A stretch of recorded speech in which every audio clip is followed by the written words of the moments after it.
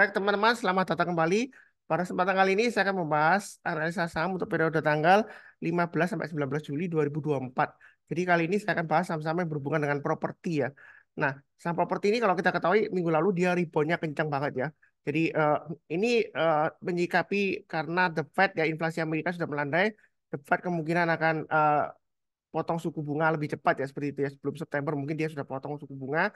Nah dengan harapan juga BI rate juga dipotong atau turun ya seperti itu. Apalagi kurs rupiah sudah mulai membaik ya seperti itu. Tetapi untuk sektor properti ini untuk reboundnya ya memang masih bagus ya seperti itu ya. Tapi kali ini saya untuk portfolio saya sendiri saya masih fokusnya ke big banks ya, bank yang terbesar ya, yang KBMI keempat dan ketiga ya seperti itu ya. Dan beberapa juga saya invest di reksadana saham. Jadi untuk properti kebanyakan sih saya nggak ambil, tapi cuma ada satu ya saya punya yaitu Pakuwon ya, Pawon ya seperti itu ya. Jadi saya punya satu aja, yang lain-lainnya saya nggak punya, tapi tetap saya bahas. Bukan berarti jelek ya kalau saya nggak puas, yang nggak punya atau nggak saya bahas bukan berarti jelek ya seperti itu ya. Jadi memang sih kalau the Fed-nya itu nanti bunganya turun, ya BI rate juga ikutan turun ya harusnya membantu sentimen positif untuk mendorong sektor properti yang masih lesu ya seperti itu. Tetapi menurut saya sih mungkin efeknya nggak terlalu eh, tinggi ya karena dampak dari daya beli masyarakat yang menurun terutama di kalangan menengah ya seperti itu ya. Itu kan setahu saya investasi di bidang properti itu kalangan menengah setahu saya mulai agak mandek ya seperti itu ya. Bahasa Jawanya sih mandek ya, agak berhenti ya sedikit. Walaupun memang penjualan properti beberapa emiten masih cukup bagus ya, meningkat ya seperti itu ya. Ya biasanya untuk yang rumah yang eh, landed atau tempat tapak yang kecil-kecil, terus kemudian untuk apartemen itu masih beberapa daerah masih cukup bagus ya. Walaupun terakhir ada berita banyak kondominium atau apartemen di Jakarta yang kosong ya gitu ya. Jadi menumpuk suplainya. Yang mudah-mudahan aja emiten properti ini tetap bertumbuh di semester kedua nanti ya. Jadi akan saya sharekan langsung untuk saham-sahamnya. Sebelumnya saya sudah bahas saham-saham yang berhubungan dengan infrastruktur telekomunikasi ya. Ada 6 saham. Silakan nonton videonya. Ada Telkom, MTEL, Tower, XL, TBG, dan ISAT. Nah juga yang di Surabaya jangan lupa untuk daftar event onsite Sabtu ini ya tanggal 20 Juli 2024 di Pakuwon Center ya.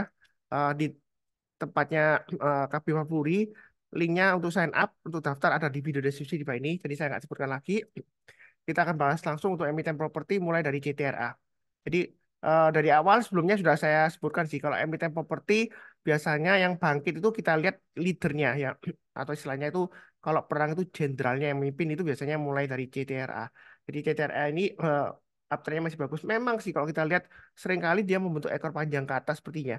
Inverted hammer panjang ke atas. Tetapi kalau kita lihat bodinya dia lumayan tinggi ya. Jadi untuk CTRA ini kalau mau buy sekarang boleh. Kalau yang takut-takut Anda bisa tunggu buy on weakness. Ini saya kasih gambar sekitar 1195 sampai 1210 itu area buy on weakness-nya.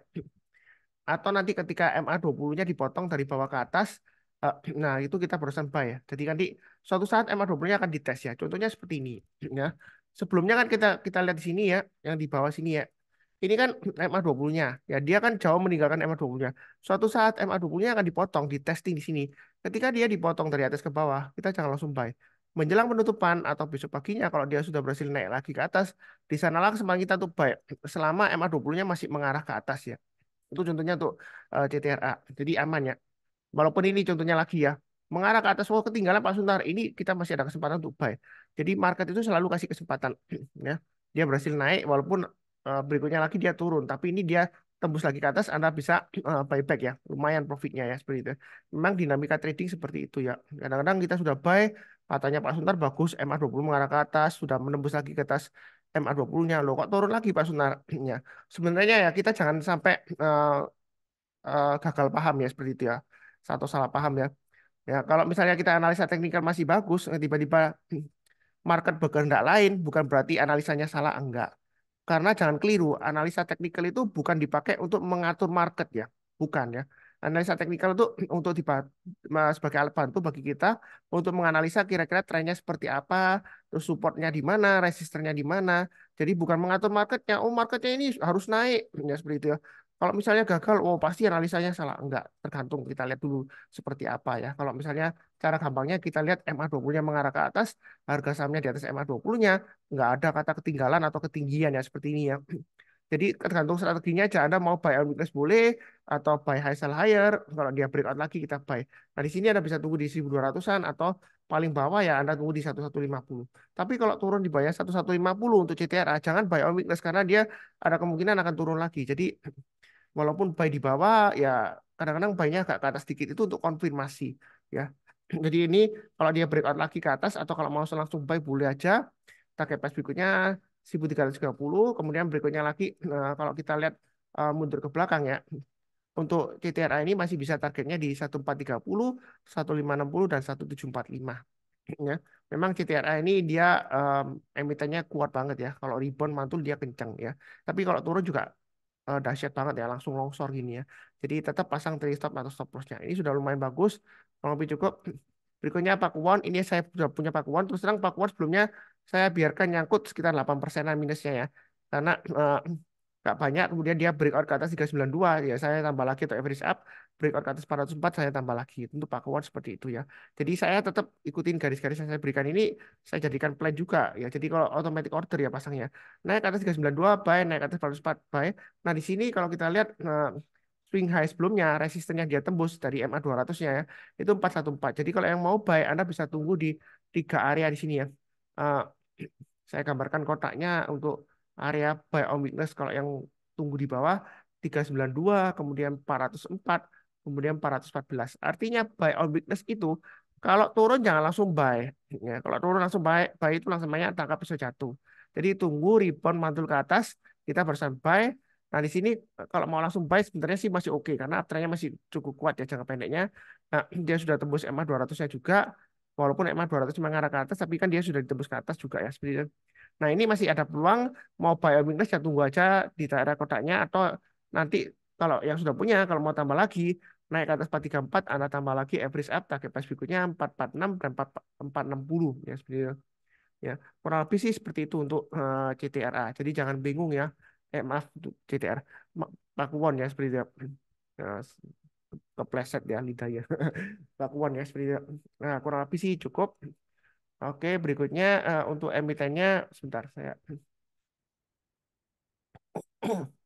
Berikutnya adalah BSDE. Jadi BSDE ini yang terakhir dia rebound kencang, volumenya naik, asing juga mulai buy.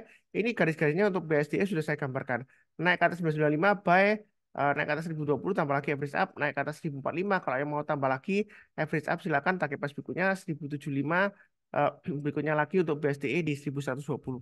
Ya, yang ngikutin alert saya kan ada tools berbayar namanya Sunar Live Alert ya, Sunar Saham Live Alert itu sudah ada alertnya juga untuk emiten properti ya, CTRA, Pakuwon ya, BSDI juga ada. Jadi yang berlangganan silakan hubungi saya kalau mau eh, trialnya atau demonya, linknya dari video deskripsi bawah ini ya. Jadi saya ada yang free juga pakai Sunar Superseed itu free. Anda bisa screening secara mandiri, tapi kalau Anda sibuk, Anda bisa berlangganan Sunar Saham Live Alert ya seperti itu. Linknya dari video deskripsi bawah ini atau hubungin saya langsung kalau berminat untuk langganan toolsnya. Signalnya itu real time, jadi begitu sahamnya naik, ya kan, ya, dia akan memberikan alert secara real time langsung ya seperti itu. Nah, kalau kita perhatikan di sini, ini kalau mau buy on weakness yang belum punya, Anda bisa buy di 995 atau eh, di bawah 960-an areanya seperti itu ya. Jadi kalau dia turun jangan langsung buy, tunggu kalau dia berhasil rebound masuk ke atas kita barusan buy. Nah di sini kalau dia berhasil breakout ke atas 1045, Anda mau tambah lagi average up silakan target price berikutnya di 1075 dan 1120 ya untuk BSDI seperti itu. Kalau dia pullback ya kita lihat area 995 atau 960 cukup menarik ya. Kurang lebih cukup. Oke berikutnya untuk SMRA. SMRA trennya masih cukup bagus. Mungkin pertanyaannya biasanya kalau seperti ini ya, apakah ketinggalan atau ketinggian? Jawaban saya selalu fokus kepada trennya. Kalau uptrendnya masih bagus, dia breakout dari high yang sebelumnya atau swing high sebelumnya, resisten sebelumnya, maka dia akan berusaha untuk membentuk resisten yang lebih tinggi daripada sebelumnya. Ya kalau kita perhatikan di sini, nah ini resistennya yang sudah dia tembus kan 585. Nah kalau dia berhasil breakout, maka kita lihat resisten berikutnya di sini sekitar 625. Kalau dia berhasil breakout lagi, ini target price-nya lumayan tinggi ya. Paling nggak di sini kalau kita lihat resistennya sekitar 675 ya, saya ambil dari sini ya. Kemudian berikutnya lagi 715. Jadi untuk SMRA apakah boleh buy? Boleh karena uptrendnya masih bagus. Kalau misalnya takut koreksi karena ini naiknya sudah berhari-hari ya berturut-turut ya. Nah, Anda bisa buy on weakness di MA20-nya. Nanti MA20-nya kemungkinan besar ya, dia dipotong atau di testing sekitar area 545. Jadi Anda bisa tunggu area buy on weakness-nya sekitar 545. Kalau dia koreksi jangan langsung buy. Tunggu kalau dia berhasil rebound mantul ke atas kita barusan buy ya seperti itu ya. Karena kalau kita perhatikan di sini ya, ini sebelumnya dia berhasil naik, dia koreksi, nah dia akan testing 545 ya. Itulah kesempatan kita untuk buy kalau dia berhasil rebound mantul ke atas selama MA20-nya masih mengarah ke atas, harganya masih bertahan di atas MA20-nya ya berarti dia masih bagus. Ya ini nanti MA20-nya dites, tunggu aja. Sabar aja kalau misalnya takut buy langsung sekarang atau solusinya Anda buy-nya bertahap aja. Buy sekarang, nanti kalau dia naik lagi, Anda tambah lagi average up. Tapi kalau turun, jangan lupa pasang trailing stop-nya atau stop loss-nya. Ya. Kurang lebih cukup untuk emiten properti. Berikutnya untuk emiten properti juga ya. Maaf, masih ada ya untuk Kija. Nah, kalau kita lihat di sini untuk Kija, uptrend-nya masih bagus. Wah, ini naiknya berturut-turut pas strong banget. Iya, memang strong banget ya. Jadi kalau kita lihat di sini, area supportnya di 143, eh, di sini resistannya di 154. Kalau yang belum punya, dia breakout atau naik ke atas 154, boleh buy target pas berikutnya itu sekitar eh, area di sini ya. Jadi saya gambarkan di sini 170 ya. Kemudian berikutnya lagi di 190. Kalau yang mau tunggu buy on weakness ini garisnya sudah pernah saya gambarkan. Anda bisa tunggu di area 137 ya. Kalau misalnya terlalu jauh, Anda bisa tunggu di 143 di sini ya.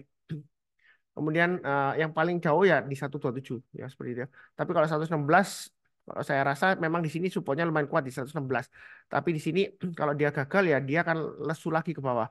Jadi terlalu bawah juga kurang enak ya. Jadi paling enggak buy weakness maksimum di 127 aja. Kemungkinan paling cepat ya di 143 ya. Kalau misalnya dia super bullish mungkin koreksinya sekitar 143 ya, 43 sampai 145. Kalau dia berhasil rebound atau mantul ke atas menjelang penutupan Anda boleh buy ya seperti itu ya. Atau kalau sudah punya mau tambah lagi sekitar area buy weakness-nya juga boleh. Nah, kurang lebih cukup. Berikutnya untuk APLN eh, ini uptrendnya kalau kita lihat memang MA20-nya mengarah ke bawah tapi sudah mulai melandai ya. Di sini kalau kita lihat resistennya yang akan dia uji adalah 107. Nah, area supportnya ini kalau kita lihat dari swing high sebelumnya yang dia tembus ke atas di 93. Posisi sekarang kan kurang lebih sedikit di atas tengah-tengahnya ya. Nah, ini kalau mau buy, saran saya Anda bisa tunggu buy on weakness sekitar 93 sampai 96 di sini ya. Jadi kalau turun ditembus ke bawah, Anda jangan langsung buy. Tunggu kalau dia berhasil rebound mantul ke atas, barusan Anda buy atau sekalian tunggu dia berhasil naik ke atasnya 107 ya. Nah, kalau mau curi start ya naik ke atasnya high-nya tanggal 12 Juli aja.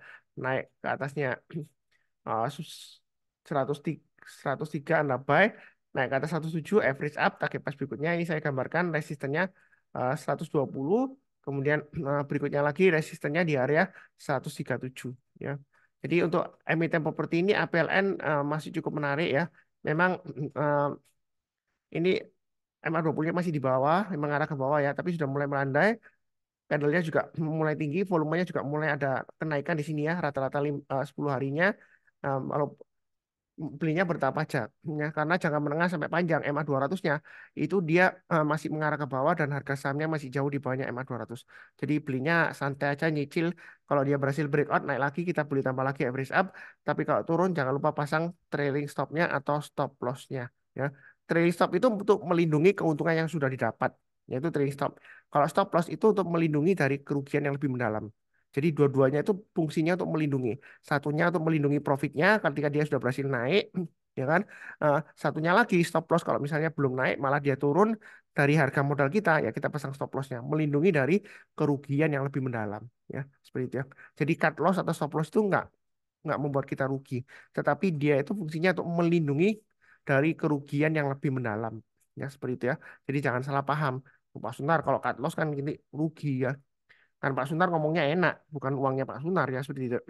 Ya, tapi kalau bicara mengenai trading atau investasi itu semuanya ada resikonya di saham ya. Dan resikonya cukup tinggi ya. Kalau misalnya trading atau investasi di saham resikonya rendah, ya biasanya itu ada dua kemungkinan. Marketnya lagi super bullish ya. Seperti sekarang kan marketnya lagi super bullish ya, mulai rebound-rebound ya. Emiten perbankan, kemudian eh, infrastruktur telekomunikasi tadi sudah saya bahas ya. Silakan nonton videonya. Kemudian emiten properti juga minggu lalu sudah bangkit ya. Ya Anda tinggal tunggu buy on weakness aja, santai aja ya. Ya seperti itu ya. Emiten yang Anda sukai, terserah mau pilih yang mana. Kurang lebih sih cukup sekian. Jangan lupa untuk share ke teman ya. Kalau misalnya ada teman yang trading atau investasi saham, silakan share channelnya.